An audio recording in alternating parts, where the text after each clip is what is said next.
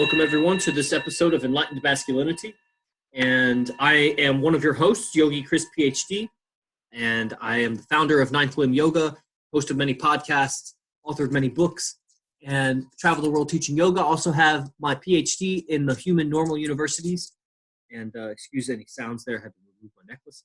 So really excited to be here today. We're talking about a consistency in a social yoga practice, some of the benefits that will accrue, some of the things to look out for, what do you call them, obstacles, and some of the benefits that will come from that. You're really going to like what we're going to talk about today, because this is something that I get many messages about. Lots of guys talk to me about this. Even some girls talk to me about it, specifically about their guy. And it's in my training program, which is mostly around yoga and communication. There seems to be this blossoming theme where a lot of the guys in the program are wanting more of the social training that I have received over the years. And sometimes we just don't know how good we are until we describe what we know, and we go out and we demonstrate and realize that other people are just on they have like a totally different paradigm going on in their head. So we're going to talk about it. I'm joined by my co-host who is trained with my teachers also, Vince Kelvin and Arash Bazar. And this is Akash Inti Katakam. He is a biotech research analyst for the biggest drug dealers in the world, the drug companies, up there in Montclair, New Jersey. He's also a registered yoga teacher, and he's starting his own tribe of yogis and yoga following over there in New Jersey with lots of programs coming. And I'm excited to be joined by Akash Inti. Welcome to the show, brother. He seems frozen. There you are. Is it me? Hey, brother. Thank you so much for the illustrious introduction, as always. Really, really appreciate it. A crazy past 24 hours. I put 6 YouTube videos out yesterday, so really putting out a bunch of content right now, again around the same types of topics, communication basics, yoga, etc. So really, really exciting there. The YouTube is Akash Inti. In regards to social yoga, yeah, this is something I think it's so funny. I was talking to one of my very good friends. We practiced together after class, guy, big dude, like 240 pounds, looks like he would be like a football player. And he was like, yeah, while I was practicing during yoga class earlier today, I was like picking up on a lot of vibes and such. And like, I don't know, I'm thinking of just going to a solo practice and doing that. And I'm like, solo practice is like really good. And I think it's like really important to really like get down your own, to be with the self and like really get down your, like to achieve your higher self in many ways. But on the same token, we went into the whole conversation. Yeah, but then you go into the caves of like India and you meet this enlightened master. And in the cave, he's like totally enlightened, he's totally fine, like nothing bothers him, he understands it all.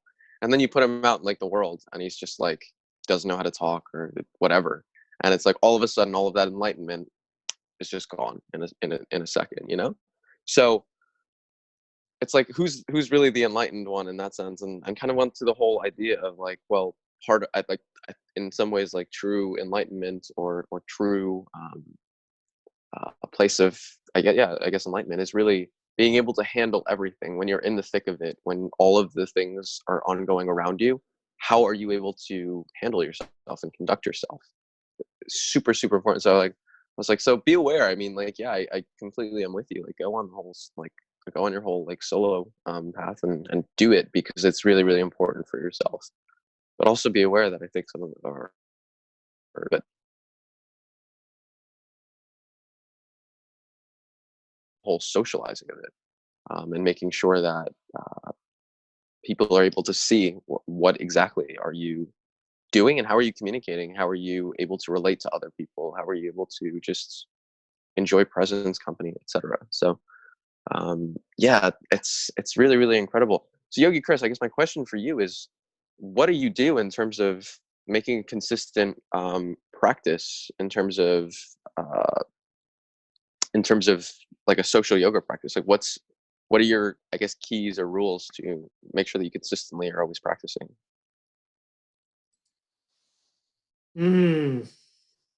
I don't know that I have like keys or rules. Definitely consistency is so important, like in just so many things. Like even as you're talking about the YouTube videos, you'll get many more new subscribers and many more views if you released one video a day versus 6 videos all in one day. So it's similar with like my social yoga practice. If I go out for 6 hours, but only 1 day a week, that's going to do less than 1 hour a day for 6 days. Or it will have different benefits. It's you go deeper into it, the more you're out. You get warmed up, you create some social proof, you'll meet more friends, depends on what night of the week you go out. But if you go out nightly, then nightly you engage in the ritual of getting yourself in state or tuning to your state, whatever your state is, like you can, in whatever state you're in, you can go out. And this was a big misconception I think I had early on. It was something that Vince Kelvin really showed me, like the frames on that, the mental frames on that whatever state you're in, you just go out with that state and just, it's almost like pacing your own reality. Like just come into tune into how you're feeling now, and you just go out with that. And Rashdi Bazar recently gave a frame of, I want to see how I am when I'm out like this.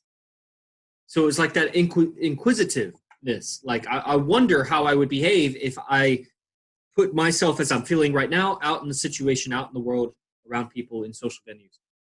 And so it's not, I forget exactly how you asked the question, but it's not necessarily what I do to make sure that I go out. And I mean, yesterday I didn't, but the night before I did, and I really pushed hard the night before with totally uncomfortable situation.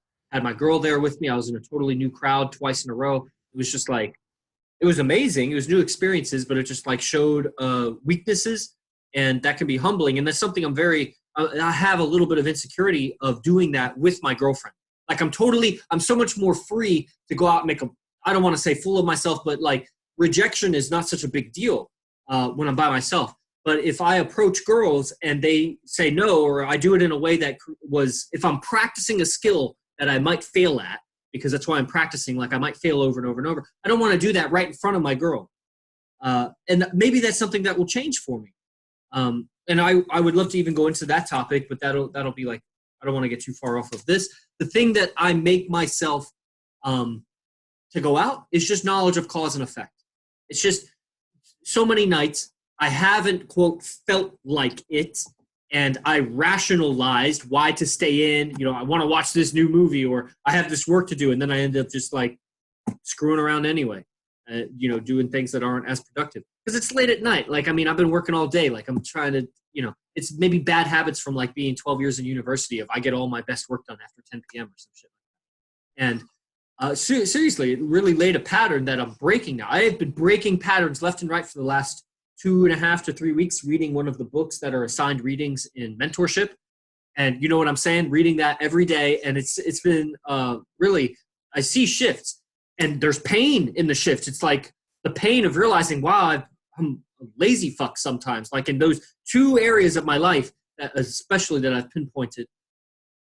And I'm like, man, like for 4 years, if I had not been doing that, if I had just switched that behavior right now, I would have accumulated the dividends of that positive behavior. I can see how just consistency in a behavior reaps benefits. The consistency in the social yoga, I realize that if I don't go out today, tomorrow it's going to be more difficult to go out oftentimes.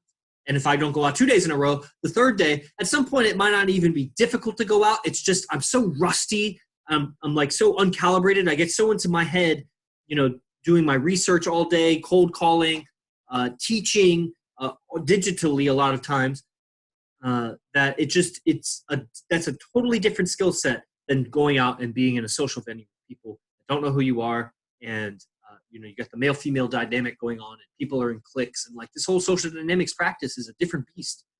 And so regular exposure to it day in and day out really eases the nerves, and so that I can get down to business sooner. Otherwise, the first hour of me being out is really just me getting like comfortable and acclimated to my environment.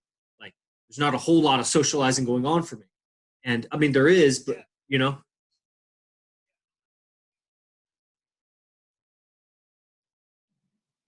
On that topic of getting acclimated, and how do you kind of get in, like what pickup artists say, like in state, right?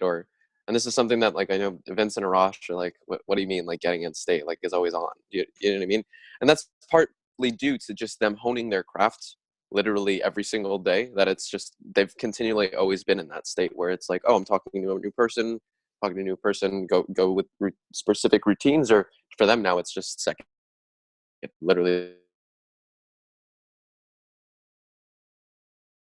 practices in terms of creating consistency and like really building up that momentum, if you will. And this is a brilliant quote from Vince that I took away, and I've really, really understood more and more, really over the past 24 hours, is that motion precedes motivation, or action precedes motivation. In other words, like, you're not going to be motivated, and that, like, you're not going to be doing nothing, get motivated, and then all of a sudden you'll act or move or whatnot. It's that you start moving, you start acting, and then you start getting motivated, and it's like a positive feedback loop. So that's made so much more sense. But getting back to the original point that I was trying to make was that I set a timer for 12 minutes. I go to 3 different venues, and I set a timer for 12 minutes. And I spend 12 minutes at each venue. So I'll be like, and that'll be my oftentimes, it'll be, and there you go. And it just starts, you get into as many conversations as possible. It's not like, you're not, it's not like, oh, I'm going to talk to this really, really hot girl over here, but there's this guy over here that I don't really want to talk to. And then there's this older lady and whatnot. It's not, you don't like start coming up with things or excuses. It's like, you simply start talking to people, and that's where it starts. It's not like, okay, this person that I'm talking to right now, the first person that I talk to right now is going to be the person that we're having a conversation the whole night, and like they're now my immediate best friend. It's like, no, you talk to them for a little bit, get yourself acclimated with talking to a stranger again for the first time and being like, all right, well, this is a little uncomfortable. I haven't done this in, I don't know, a couple days or however long it's been. But you test something, you throw something out there. Honestly, I really do think pickup is like people who do it, pickup and seduction are some of the, like, they're the best at handling social rejection, honestly. Because the number of stories that I've had of people who've like just been like screw you or F you or whatnot is actually very minimal. But it's like the rejections that are a bit more subtle. In the sense of like the body language or whatnot. And getting back to the whole social yoga practice of it, it's like, why are you letting that affect you?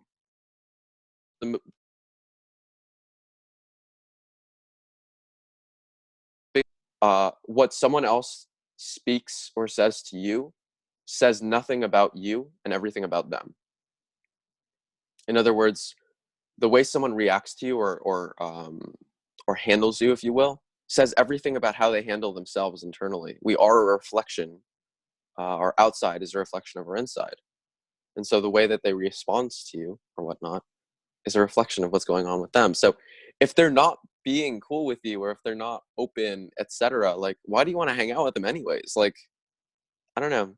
These are some of the big learnings that I've kind of continually come back to. And many attempts, like, really the basics in many senses. Like, who hangs out with someone who's like mean to them, who's an asshole to them, who says negative things to them? Someone who has that negative self-talk inside, and is those are thoughts that they're.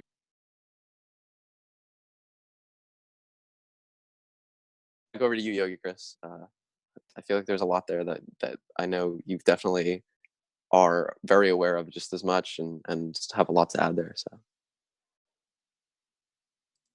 Well, yeah, there's some, like, my internet's not like super stable, so I caught most of what you're saying, and I want to make sure that I don't get cut out. So please, anybody that you're on, if you catch on the Zoom, if you catch any like fragmented, if I start to lag or anything like that, comment so that I'll do something. I can do like a personal hotspot or something like that. Yeah, I mean, those are great strategies, man. 12 minutes, putting that time limit on it, that you gave yourself like a time constraint, and that sense of urgency that comes with that.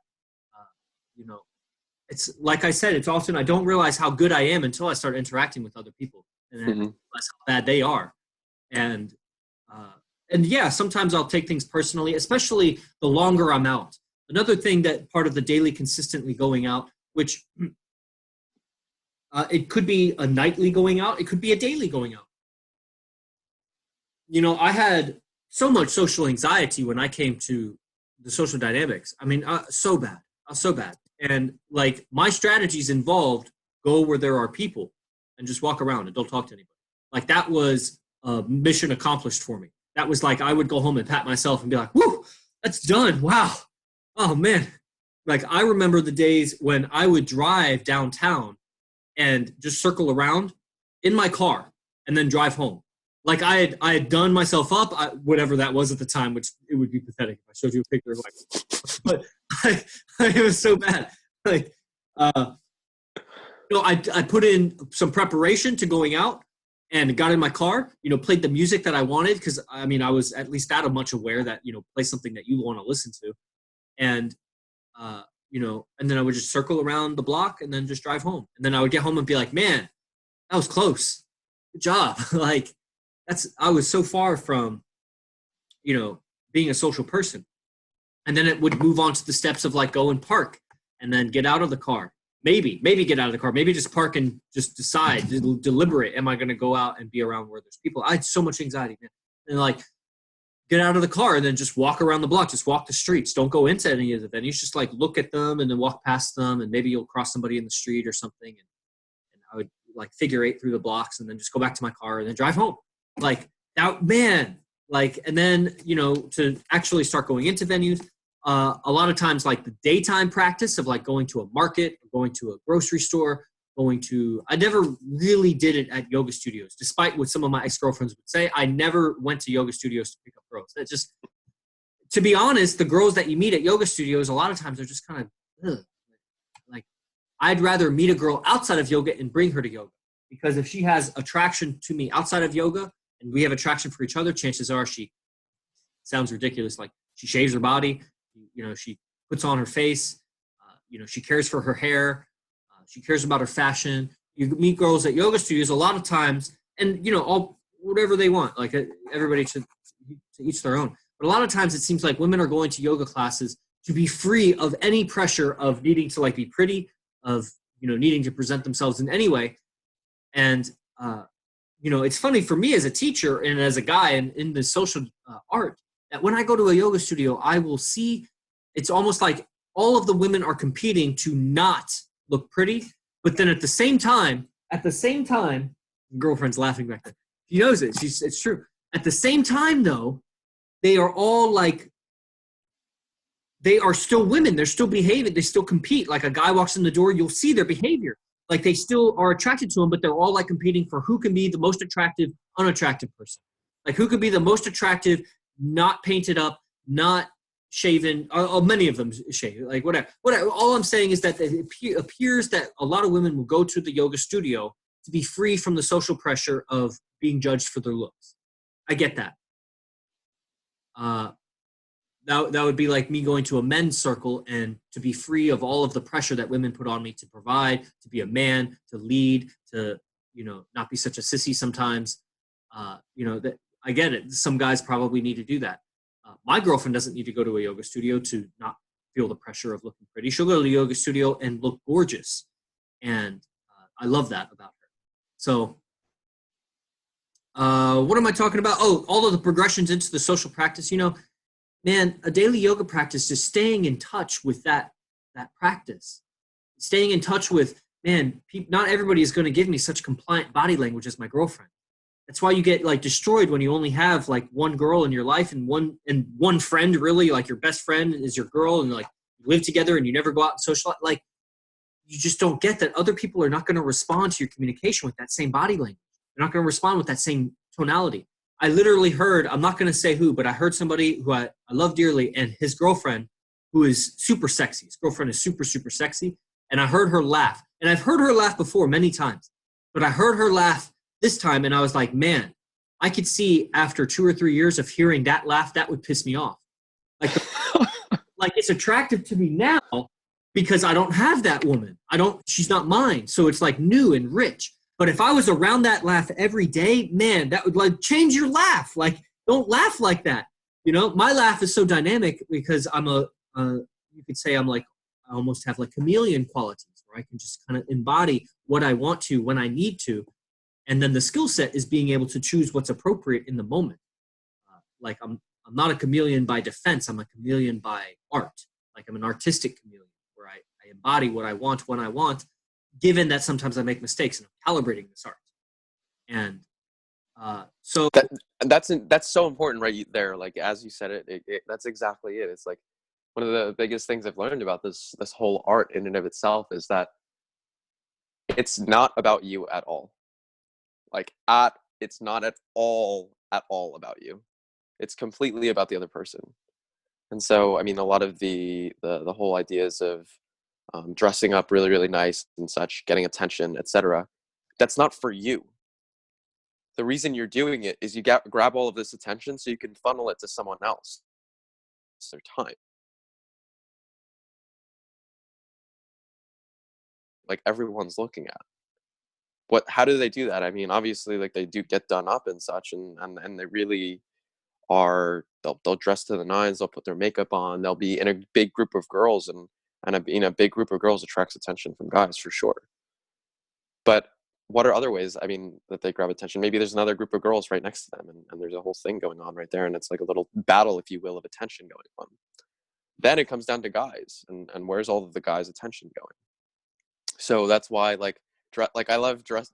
Yogi Chris, you've seen me dress up. Like, I love just straight up styling and really going out. Like yesterday, for example, I wore a velvet jacket, like a velvet blazer, some lighter jeans.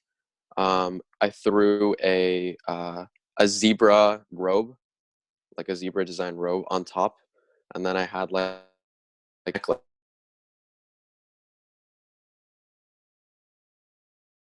and then did my eyes as usual. And it's like people are just like, "Whoa, who the hell is this guy?" Like I've never seen anything like this before. And the jacket was like it was a woman's jacket, you know. And so like a lot of women came up to me all throughout the night, and they were like, "Hey, like I really like love your jacket and such." Again, like I don't even have to open. They're coming to me in and of itself for that. And then I'm like, okay, cool, cool. And then like grab a group of them, we take a big picture. It's literally like a huge like whole area around. People are trying to like walk through and such, but there's a picture going on, so everyone's already looking at us, and it's that type of thing where it's like, again, the whole idea of me dressing the way that I dress, it's not for me, it's for others. It's for others to give them a talking point too. They're like, who the hell is that crazy dressed guy? It's like, I love bringing people together and seeing how people who would say anything to each other, just they start connecting. Great example is I was right outside the bar, and I was kind of just hanging out there. I was listening to the VK Fly Hudson event on threesomes in my ear while going out. And that's the other thing. I always have a headphone in. I'm listening to Vince or Arash or whomever while I'm out and about. And so there's two girls sitting down on like this bench right outside the bar. And they're both on their phones, and I had my like journal out, and I was taking some notes on the lecture itself.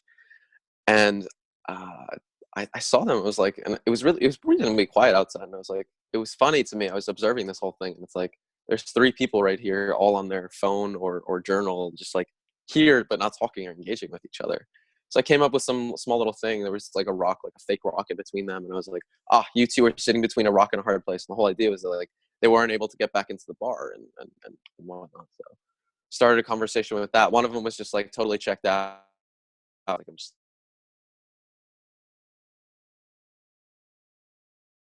best friend who it was her birthday that night. So we started chatting, ended up taking a couple pictures, number closing, etc. And it was like, it doesn't take much, you know. It's you start talking, and you have to be okay with being uncomfortable. And this is not only just for like social yoga. This is for yoga in general. I mean, those postures, those breathing, that's not comfortable. You know, like none of that's comfortable to begin with. But over time, as you continue to hone it and develop it and keep practicing, it becomes so much more engaging and enjoyable. And you really see, like you mentioned, how far you've come. My first times going out, same types of things, Yogi Chris. For me, it was like really in college and high school. Like I started really like, I remember I saw the pickup artist when I was in 7th grade on VH1, and I was like, these guys, I want to be one of them. That like really piss poor at communicating or what I feel like it. But you look at others, and it's like, nah, dude, you're really a lot farther than you think you are. For me, it was really like going out and just seeing people on the street. I would just stay like to myself, and because my whole thing was throughout life, for the most part, people had just made fun of me or would always like attack me. And I was like, whoa, what the fuck? Like, I'm a lover, not a fighter. So I don't really get this. And I just didn't want to be around it. So I just shelled up. And as a result, going out around people was not something that was really, really comfortable. I completely sympathize with you. This past couple of years, there's really been me opening up and talking to more people.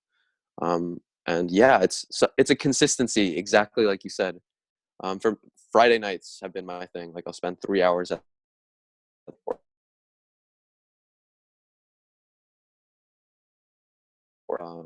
no intoxicants at all. Go outside, be in the environment, and just be there for an hour or two. Um, incredible to just observe. Honestly, just look around. What's going on around you? How are people interacting with each other? Take note of like, oh man, that guy was it was really cool how he started talking to this group of girls, and he did this thing. Or this guy, like you see him in the corner and he's just kind of sitting there with his like beer, and you're like, wow, he's probably not in a really good place right now. Or the women, and taking note of like what makes an attractive woman, not only by looks and appearance, but in terms of the way that she engages with the world. Take note of these things. Like as you become more aware of them, you start incorporating it into your social yoga practice. So Yeah, and I want to emphasize the intelligence of that. Like I see what you're talking about. Like, as you see these patterns over and over, when you see like exactly what you're saying. I remember I was looking at this guy the other day, and tall, handsome guy, and he had this like facial expression. He did this. He communicated really well with his face, like just with doing like little facial things. And I was like, that's a pretty good communicator in this venue. And it was a really loud venue, so I was like, that's effective. And like in that around that moment, I noticed, or I observed in my own consciousness, that I'm exposing myself to things that I will start to recognize patterns. My subconscious will recognize patterns, but I must put myself in the situation enough. And I'm realizing more and more that I'm like trying to figure out all the answers to all the social questions without being out in the field. I'm trying to like get all the answers before I go out and do it.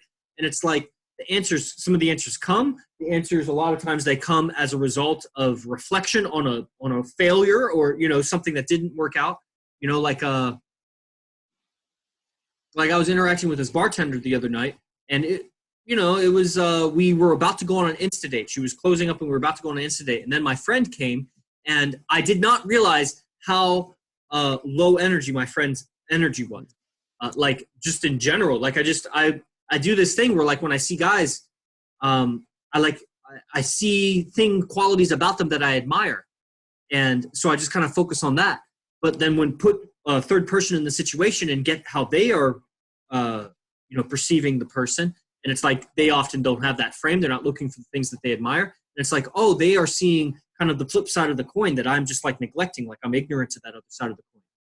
And, so anyway, I see now, and it ended up not happening. So on the drive home later that night, like after a few hours, I ended up helping getting him laid. So that was actually pretty gratifying. Like I'm driving home and I'm thinking about, okay, what could I have said? What could I have done? Changing nothing else. What were like one or two moments that maybe I could have addressed something? Like even if, for example, because I was aware that my friend's energy was like that, I was just not acknowledging it. Like it's not like it was news to me. Like, oh, I didn't know that about it. Like, no, I knew that. I just wasn't acknowledging it. So had I been a little bit more honest with myself, I could have even framed the situation, because I knew that we were just going to come and go. I could have told her something like, my student is showing up. I teach him things about social dynamics, and, he's a little bit more quiet, so don't judge. He's not exactly charismatic like me, because, I was making her laugh left and right, whatever. But, don't judge. He's my friend, but he's also my student. So that way I'm not talking down about him, but it frames it that, like, don't hold him to the same standard that you hold me to. And I wonder if that had gone differently. So, like, finding the little puzzle pieces that fit every situation so that it goes in the outcome that I want it to go, which often is just good feelings. Like, it's not like I want her to instantly, like, take me to the car and, like, we're going to fool around in the car or something. Like, I want it to just be a positive feeling, something that opens up for the next time. And so I love what you're talking about. Like, you're really stimulating my mind about these things. And, yeah, seeing the patterns of why I go out. So also I see the pattern of when I don't go out, talking about consistency and goals. I see the pattern of what happens to me, what happens in my relationship, what happens in my overall communication, my self-esteem.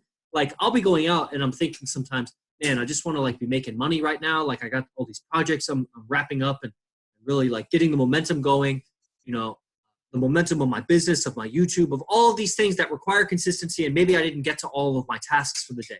But if I do all my tasks for the day, I'm never going to make it out before the bar's closed. And so I'm like playing this balance. And sometimes I'll be out and thinking I should be working on business. And the truth of the matter is that if I go that route, maybe one day a week I can get away with that. Like I did last night, I stayed in and I worked. But if I go that route too often, then the next day I'm very much more lethargic. I have less enthusiasm. I'm sharp. And so it's like you can't always just grind. Like sometimes you got to put the book down and do some breathing. So you can't just study 6 hours straight. You got to put it down, do something else so that you can get more benefit from the studying. And so my social practice greatly benefits my personal spiritual practices, my meditations, and my studies, and my work, probably because it just helps me be a little bit more fulfilled as a rounded human being. So I think that I would love to hear your thoughts on that. Yeah, no, that's completely it right there. Literally, you hit the nail on the head, Yogi Chris, because it's the times when I'm so focused or in work mode or some such thing, or it's like, oh man, I've more mentorship. You, Joe Nicasio, it's like that. There you go, 5. It's I honestly have no idea how I do the things that I do and continue to just take it to the next level, if you will, you know. And so you can always find something that's going to distract you or take your time away from this. But it's like, what are your priorities? Like to me, one of my priorities is to be one of the best lovers in the world. That's a priority to me. I know I will achieve a higher level of competence than Vincent Arash one day, as is natural for any master disciple relationship. And it's something I strive for. And the whole idea is to like pass these teachings on. I mean, to me, pickup and seduction is the art of love. It's like, it's such a beautiful thing. These are the people who bring love to the world and show the world, how do you love each other? Yeah.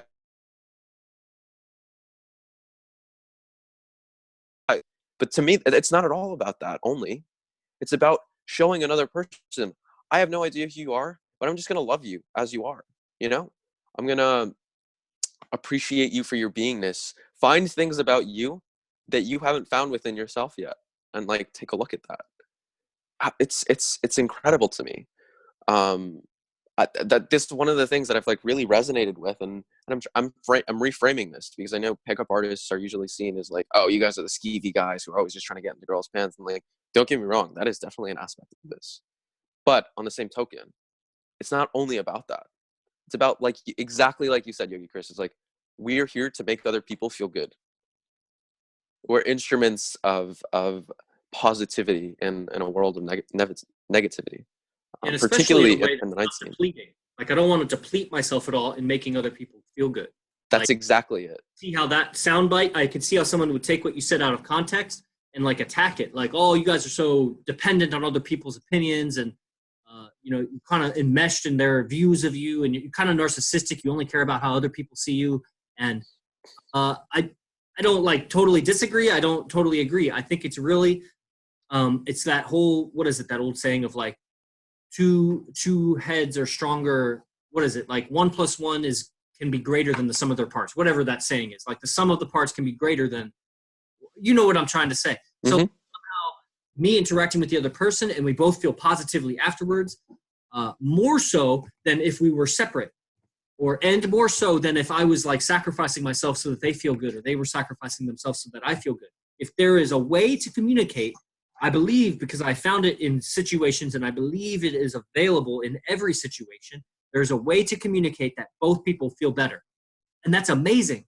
That just through a little bit of talking and a little bit of gestures, a little bit of right communication, both people can, 10 seconds later, both feel much better.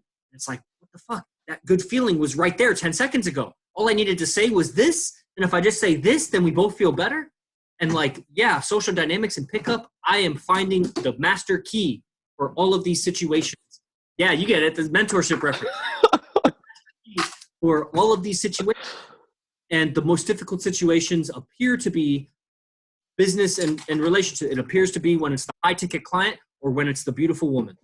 Or make it 3 high ticket clients and 3 beautiful women. Like whatever, it's in going in that direction. More money, more beauty. Those seem to be more challenging to find the master key. And I'm in the process of finding them for every situation that's relevant to me and my purpose. So I wanted to just kind of add that in there. I love that, Yogi Chris.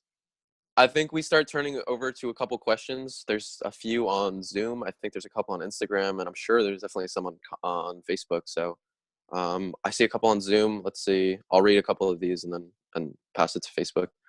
I feel you on getting into that state and that mind state for nightlife.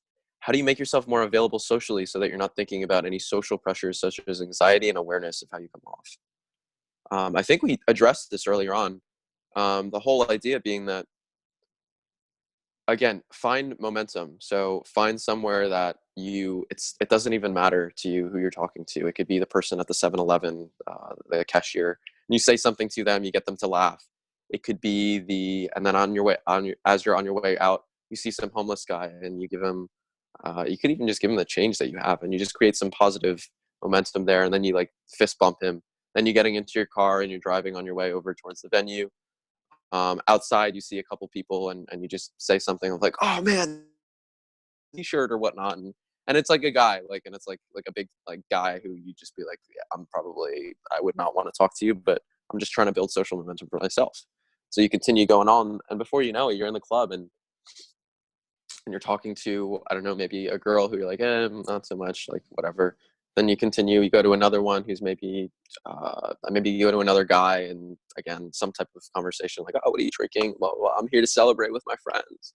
Then all of a sudden you turn over your shoulder and you're like, "Oh, I'm here to celebrate with my friends." And you turn over your shoulder and there she is, the beauty that you were like, "Holy shit." And had you approached this whole situation beforehand, not doing anything, and you were like, "All right, I'm going to walk in," and then all of a sudden there's that girl, you have no momentum, dude, there's no way you're taking this anywhere. But after that whole situation, like, "Yeah, we're celebrating." You look over your shoulder, like, "Yeah, we're celebrating. What are you up to tonight?" And like, there you go. It's there. You just find something to communicate and open with in that sense.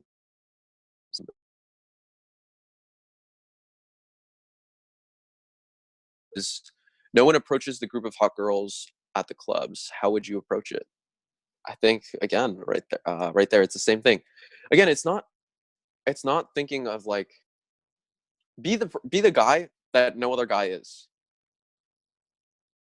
Like women want like the man who stands out. One of the most attractive features in a man or in a guy is the archetype of the rebel, or like the revolutionary, the one who goes against the grain. And so no one goes to approach a bunch of hot girls at the club. Be known as the guy who goes to approach hot girls at the club. Be like whatever venue you go to, or like have that as your archetype. You're like, "Oh, I'm the guy who, in my movie of life, I'm the guy who he sees a huge hot group of hot women. He's in the center of it," just like that. I didn't even know. It doesn't know. It's like his legs aren't. He's not thinking of moving his legs. They just already start walking. His heart starts moving forward. His mind and brain, everything starts moving forward towards this, and it's like literally like a magnetic electric pull. Absolutely incredible. So yeah, I mean, Yogi Chris, I don't know if you want to add anything to these questions, or if you want to turn over to other questions or comments. Yeah, I mean, I think they were mostly addressing you, so I think that's fine. Maybe, let's see, we got a bunch on Instagram. And I just saw a reference to RSD, so I look forward to ripping that apart. If humans lasted longer, this is the guy talking about turtles last longer than my lifetime. If humans lasted longer than turtles, some cons would still be alive. Okay, so you admire the longevity of turtles. That's cool. I like longevity too. I'm reading a book right now that it's like, what is it? Eternity teaches all things to men, or something. If I lived forever, I would learn everything. But unfortunately, I'm not going to live forever. So I must hurry up and get to the good stuff.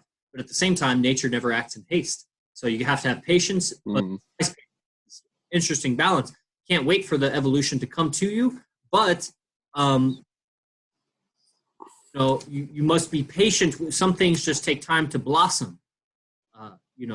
So I'm aware that, let's say, if I'm at a social venue and I'm aware that I might not get the girl that night, that's okay. I'm planting seeds. I'm planting the picture of me in her mind.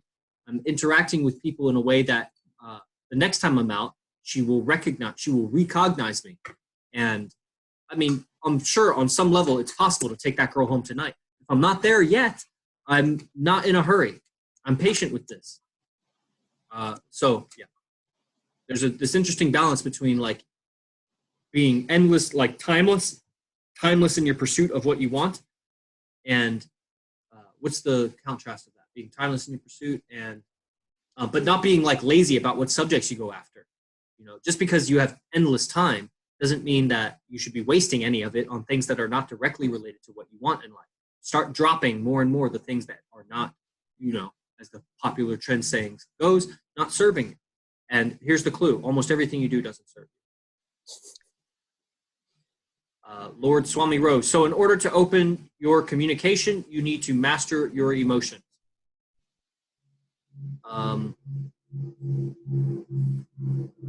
No, mastering your emotions involves communication. So it's not one comes before the other. So to open your communication, master your emotions, you must master how to communicate your emotions. So they just happen. I don't know. What do you think about that? His question is, so in order to open your communication, you need to master your emotions. Yeah, there's, I guess, what do you mean by open your communication? Yeah, and what do you mean by master your emotions? Right. So just the order of operations of that grammar, to master your emotions, open your communication. In order to open your communication, you need to master your emotions. We'll leave it there and let him comment with more. Yeah, both of those require sincere honesty with yourself. To master your emotions, be honest about what you're feeling, and to open your communication, you got to be honest. Lord Swami Rose, to get better, I need to study my, in capital letters, my natural language in repetition to conform with the social pressure. To get better, I need to, I think that's response to like what he means by like open your communication and mastering your emotions. Need to study my natural language in repetition to conform with the social pressure. No, I don't really understand the question. I don't just to conform with social pressure. I don't conform with social pressure. But I do intelligently respond to it. Like if there's a pressure, then there's something that's going on inside, or there might be some reality of what's happening outside. Like I'm more and more aware of if I'm overly violating. Let's say I peacock greatly, but I go to a place that's so different from who I am that I stand out in a way that's almost violating. Like I want to stand out noticeably. I want to stand out in an interesting way. But if I stand out so much that I'm like an alien, or I'm like from a different tribe or something, I might trigger in people a violent response, an aggressive response. And so I'm flirting with that. That's my personal study. So I'm aware of social pressure, but I wouldn't say I conform to it. And I think I understand what you mean by my natural language. Like, how am I innately responding to things? What's my subconscious programming to like, how do I handle pressure? How do I handle the girl's rejection? How do I handle many people's eyes on me? I mean, one of the most nerve-wracking things is when you do get the 6 girls' attention and they're all looking at you. Like, holy fuck, it worked. And now I don't know what to do. How do you react to that situation? You're so used to it not working that you know so well how to respond to it not working. You know how to respond to it working. So, I'm looking for more new situations to figure out what's my autopilot response here so that I can raise it to my conscious awareness and then maybe refine it if I want to. Akash? Yeah, no, I think you hit the nail on the head right there. I love that little story about the whole time I've always not gotten their attention. Now what do I do now that I have it? That's so funny.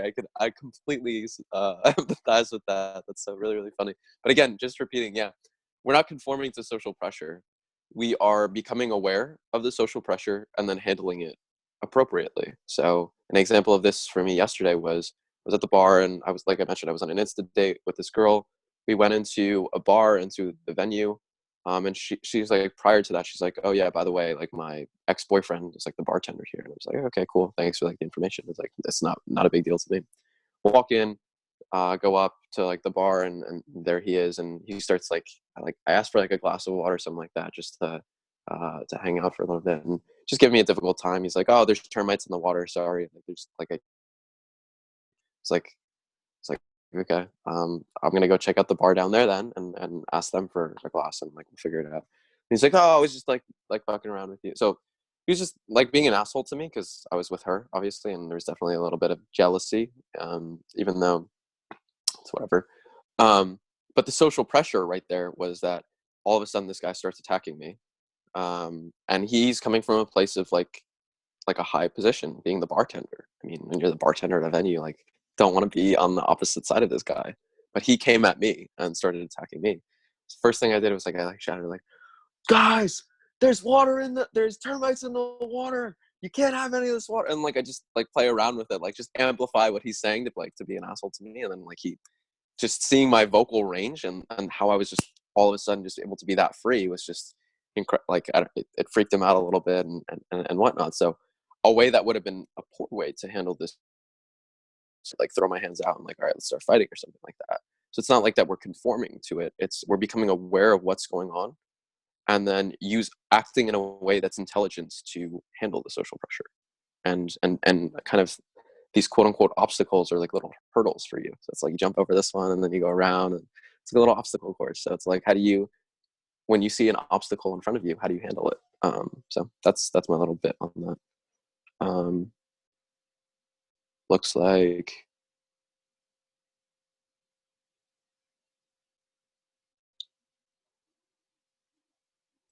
Yeah, I was muted. Okay, last question, or it's not even a question. RSD on YouTube. RSD is like a pickup and dating company that's kind of well known. On YouTube has some great content on keeping in flow state and keeping your positivity state up. This is the thing. I don't keep my positivity state up. That's the fallacy. I think that's a fallacy because what goes up must come down. If you got to keep your state up, it's going to crash. It's going to come down. And I believe in getting in state, but by getting in state, I mean tuning to my state. Because why Vince and Arash don't need to get in state, this is my interpretation from studying them for 3.5 years, is because they're always in state. Their career, their life is this. I mean, Arash had a women's fitness academy. He would go to his academy and there'd be 150 women there. Maybe not all at once, but all his girlfriends were trainers there. He's always interacting with that. When is he out of state? When does he come out of it? Like, I have an online business that I stop socializing to go and work on my business. And they'll be monitoring and checking in with myself. But I get sometimes lost in like headspace, crunching numbers and doing, organizing, strategizing, things like this. I'm sure Akash can relate, being biotech research analyst. So there is like part of my life is going in this direction, part of my life is going in this direction. It's much less than it was. I was a PhD student, then a yoga teacher. And then I was trying to be a social dynamics and I was just getting pulled in all directions. So more and more as I evolve in life, everything is harmonizing to a common purpose. And this is like my evolution. But it's, get the money right, get the relationships right, tie off loose ends. More and more, everything will just get tunnel visioned into what I desire for my purpose. And so getting into state is one thing. It's like coming back into my body, back into like, okay, here's my language center, here's my communication machinery. Like, let's get my voice warmed up. Let's just like warm up the machine. Staying in a positivity state. Yeah. But if it's helping you, then I would say go, like, that's beautiful. Like, whatever is helping you, wherever it comes from, I meet guys that they have studied other schools of thought in this, like, men's dating. I've just never been impressed by it. So I don't know. I don't know what else to really say on it. I wish I wish you to at once come to No Fucks Given, the free podcast of my teacher, which is another reason that started getting me more disciplined and going out, is because I was getting called upon to do these No Fucks podcasts, and I would catch my voice wasn't warmed up, and I would catch that my questions were lacking interactions with new women, and I was starting to feel a little embarrassed about it. I was like, man, my teacher has 5 of the most gorgeous girlfriends in the world, like simultaneously. They all know about each other. And have you not noticed, who are you studying? Who are you studying if not that guy? Like, why would you study anybody but that guy? Like, bring me your teachers and show me their credentials. And, it's just, so I would go to that podcast and I would just be embarrassed about my delivery of my voice. And I'd realize in the sound of my voice was lacking interactions with new females. And how can I be a co-host of a relationship podcast, not interacting with new females? So yeah, I wish you to at once discover the magic of AZD. Buy any one of his products and you'll immediately be transformed to another level. Whereas everybody that I've met that have studied any other program, any other company, there are some that are better than others. Vince Kelvin is incredible. People that study Hypnotica are incredible. People that study mystery and the 3-second rule with discovery, they are very good at what they do. There's also a rigidity about them. Like even the people in our program that maybe aren't like the biggest ladies guys, man, their energy is more comfortable to be around.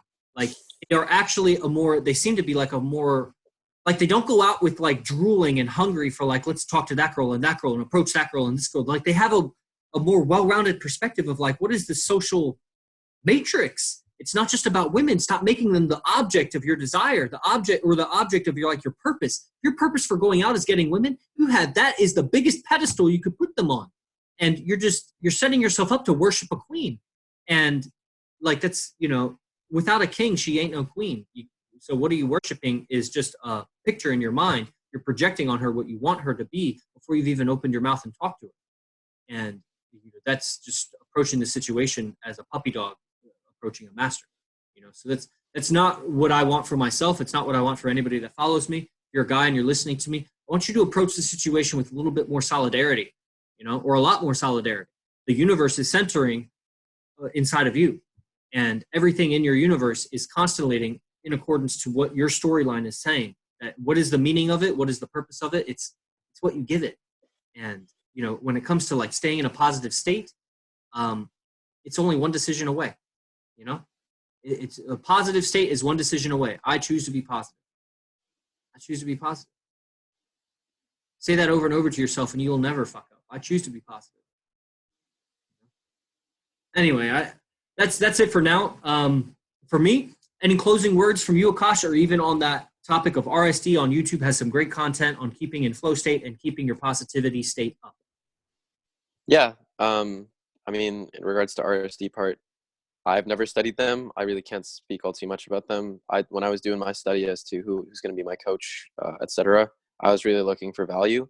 So as an investor, like from the perspective of an investor, I saw that what Vince and Arash were offering in terms of like the level of content and the quality of content for how much you're paying for it, to me, it was the best deal in all of like pickup, seduction, etc. Like hands down. Like you could not get any better deals, honestly. I'm sure RSD does put out good content. Again, I've never watched them, so I really cannot speak on that. And I have a study or sometime, again, coming back to the whole idea of consistency, be consistent in your study, because you'll get some ideas from one place and then you get some ideas from another place, and then they'll be contradictory and you don't know which one to listen to, and it's all of a sudden you created a bunch of knots when you had this string versus just being like, all right, well, I'm just going to use this one path and follow this path. So that's my whole thing on that. In regards to positivity state up, if you're positive, people like being around you. Again, as Yogi Chris mentioned, you don't need to be in a positive internal state to project positivity outwards. It's you use the negativity, you refuel it, you transmute that energy into positivity, and you take that to continue forward. So that's what I have there. Last closing thoughts I'd say is a couple things. So one, join the Facebook group the past week or so. Continuing to put videos out. Had the Facebook outage this past week, so had a little bit of one of the videos I was putting up was supposed to go up a couple of days earlier, so that's that. Check out my YouTube as well. I've been putting out content around yoga, social dynamics, and like communication basics. And then lastly, the Enlightened Masculinity podcast. So highly encourage you guys to check that out. And then lastly, I would say we are having Sunset Club every Sunday moving forward. So if you are interested in that, where we just get together a group of people, watch sunset over New York City in Eagle Rock Reservation in West Orange, New Jersey. Beautiful view. It's honestly just one of the most incredible things in the world. Encourage you to DM me, reach out. Time it come together. So, Yogi Chris, I turn it back over to you for closing thoughts, and I think we end it here. Man, there is no substitute for exact language. Exact language will deliver your awareness to your potentials, your potentialities. And the alternative is to, avoid language, avoid precision, and hope that you stumble upon it. With exact language and exact coaching, you can be delivered to all your potentials are within you. Everything that you desire outside of you is within you. The experience of outside is within you. The experience you seek is within you. Can you create the experience inside that you desire outside? Language will help you deliver you to this. This is what I specialize in, and this is what I'm about to do for my Silent Food lecture. I've added a second lecture per week, so every week now you get 2 lectures plus a customized curriculum as far as through the 300 video archive, which are different from the 700 videos I have on YouTube. And this will deliver you the outcomes that you seek. If you are seeking anything, if there is something that I have that you want, there's something that about my being that you admire for yourself, well, you already have some of that in you. That's why you admire it in me. Let me help you bring it out more. So I hope to see you soon. And thank you, Akash. I'll see you tomorrow, every Saturday and Sunday at 12 p.m. Enlightened Masculinity Podcast.